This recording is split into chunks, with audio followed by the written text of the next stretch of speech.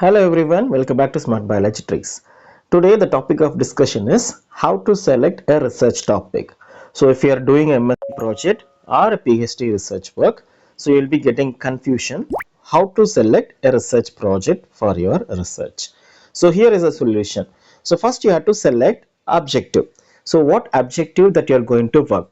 Minimum, if you are doing a MSc project, it is mandatory minimum 3 research topics, means 3 objectives that you have to have. So if you are doing a PhD research work, minimum 4 objectives, maximum 5 objectives if you are keeping, that will be more sufficient to completely finish your PhD research work. So when you are selecting a objective, it should be feasible and you should be able to complete the project, and relevant methodology, the protocols that should be available, so that you have to check before selecting any objective. And a very important thing is topic selection.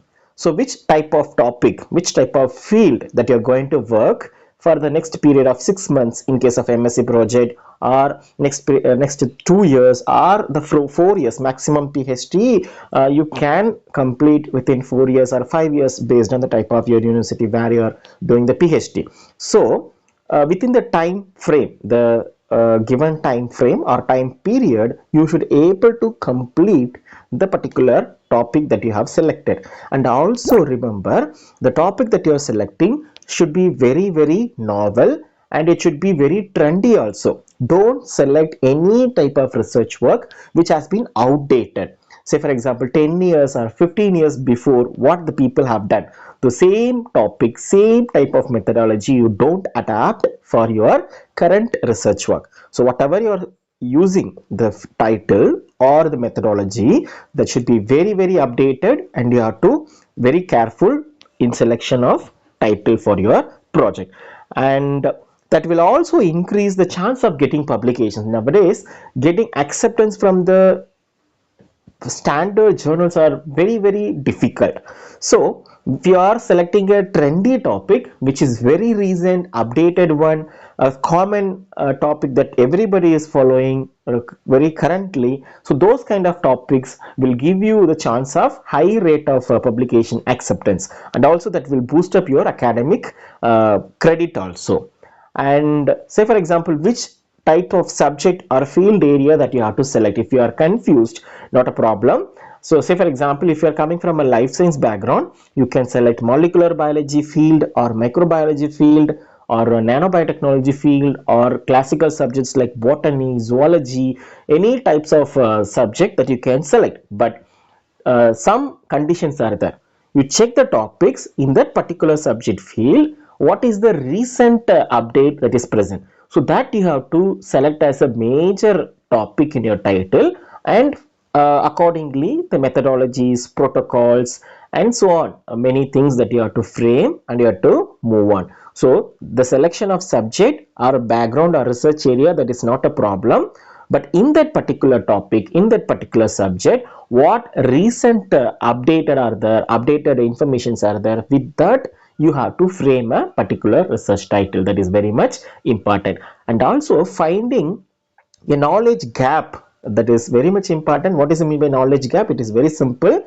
Some people, like in any different field that you are selected as a particular choice of research work, in that particular area, other scientists around the globe, how they are doing the work, so what are all the difficulties they are facing to complete the work, and what they haven't completed, that also you have to find it out. And what is the gap that between applications, from the literature to applications, what is the gap that is there, that knowledge gap that you have to identify.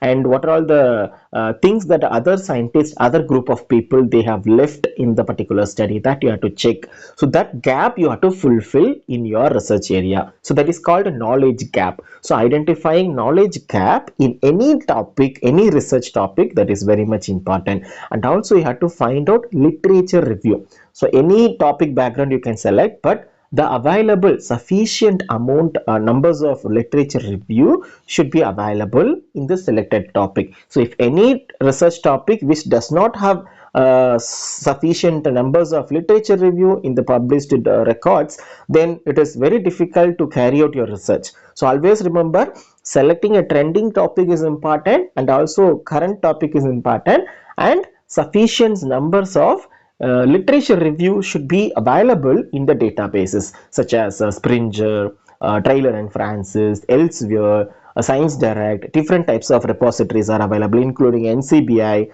PubMed, EMBL. Different national, international repositories are available. So in all these things, you should able to identify sufficient numbers of literature review. That should be that also you have to check it.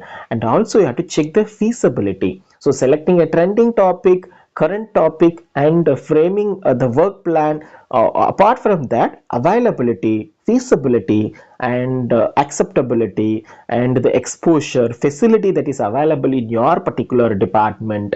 When it comes to life sciences departments, the lab facilities, infrastructure, the new in vitro and in vivo studies, and ethical clearances, availability of highly cost involving chemicals, instrument analysis, and also the instrument should be in working conditions. All these feasibilities that you have to check. So that is very much important, and you should have the access to the laboratory regularly. So that also you have to find. And one more important thing is time frame consideration. You have to allot a particular time in every day or in a weekly basis. At least 2 days you should be completely do the wet lab work. If your work is entirely dry lab work, that is not a problem. Anywhere in the world you can sit and do the work. But if it is a wet lab work, then definitely a daily basis or in a weekly basis, this much number of hours that you have to spend in the laboratory to complete the particular framed objective or the methodology. So time frame is very much important, apart from doing all these step by step manner. Okay, so time is very much important for completing the task.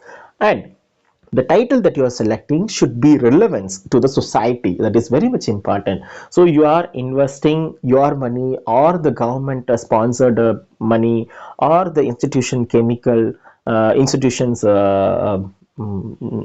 money that you are using. So the output that you are going to generate from the research, that should be knowledge. That knowledge should be immediately applicable to the society. So in such kind of a project that you have to design, and it should be novel also. So in the such way, if you are selecting a project title, that will help you to make a prototypes. So that prototypes you can use it for applying for a patent. So with that you can start your own startup. Then in future you can become an entrepreneur, in case if you don't want to become an academician or a research scientist in future. So there are a lot of chance that you can become an entrepreneur if you select your project in such a way. And applications also should be feasibility in the field of applications also you have to check. And always keep it in mind, novelty and innovation should be there in your proposed research title.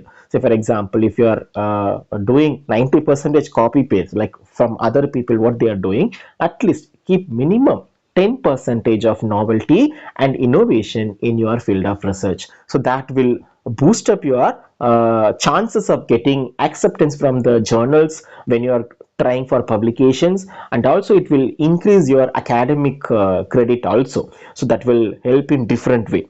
And also cross field combinations, interdisciplinary studies if you are making in your research field, that will also help you to place yourself in a superior way, and paper publications, and improving your profile, getting a job in the future. So all these things are very much clear if you are using interdisciplinary studies or concept in your studies. And guidance, you should properly get the guidance on each and every steps that you are doing in your project work. So sufficiently you will be allotted with one particular project mentor who will be called as a research supervisor. So frequently try to meet your research supervisor, spend sufficient time with them, and get to know what is the current trend that is going on in the research particular field, and in that way you have to work. So whatever topic that you are selecting, that should be very much similar to your research mentor's guide work. So that is very much important, so that your guide also will know some informations about your project work, so that will easy to work. And you just get your feedback about your project or the proposed title from the research supervisor or some seniors in your department if you find. So if they are working with similar to your research area, just show your proposed research work to them and try to get some feedback from them. So that feedback suggestions, if you incorporate in your project work, that also will be very much helpful to improvise your project and the topic that you are going to work on the particular research work.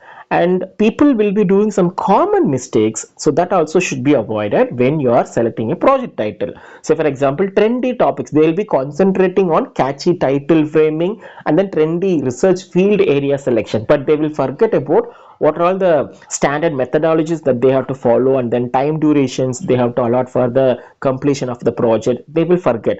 So selection of trending topic alone is not important, and sufficient resources, sufficient laboratory facilities, all these things you have to keep it in mind before selecting a topic. And also scope issues, some people will select irrelevant concept. So, say for example, their title will be very trendy, their objective will be completely different from their title, and the methodology what they have followed, that also will be different. So that should be avoided when if you are when you are selecting a particular project title or field of research for your MSc or PhD work. And plagiarism you should be completely avoid when you are doing a research.